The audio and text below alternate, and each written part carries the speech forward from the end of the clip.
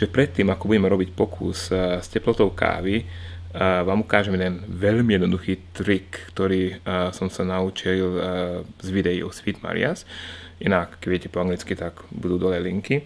A to je vlastne, že ako vychutnať kávu. Teda nielen piť kávu, ale ako vychutnať. Káva je vždy drahšia, ale samozrejme máme prístup vždy k lepším zrnám, tak myslím, že je na čase, aby ste si ju vychutnali a nielen pili.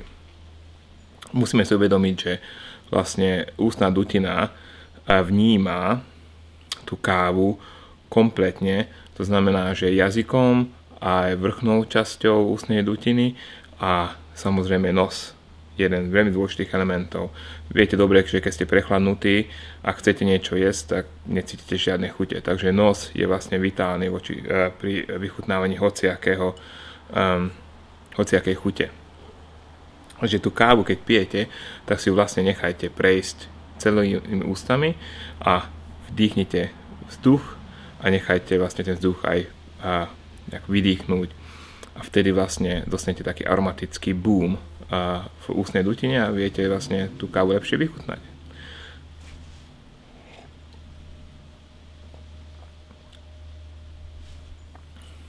Vydýchneme, nadýchneme a vždy ešte cítite vlastne tú arómu v svojich ústach. Takže takto ušporíte veľa peňazí, že kávu nebudete iba piť, ale budete aj super vychutnávať. Zbadal som tiež, že je veľký rozdiel, keď pijem kávu vo vnútri alebo keď pijem ju vonku. Vnútri je teraz asi okolo 20 stupňov, vonku máme asi 16-17, ale predpokladám, že ten rozdiel je hlavne v množstve oxygénu vo vzduchu. Vonku máme čerstvý vzduch, hej, takže asi lepšie vie náš nos vlastne tie chuťové elementy preniesť do nášho mozgu. Neviem, niektorí ľudia, čo sa v tom vyznajú, možno, že mi vedia povedať a napísať pod komentáre. Nezabudnite, choďte na Facebook, tam dávame najnovšie videá, sme na našej web stránke www.greenplantation.com, sme na YouTube, sme všade.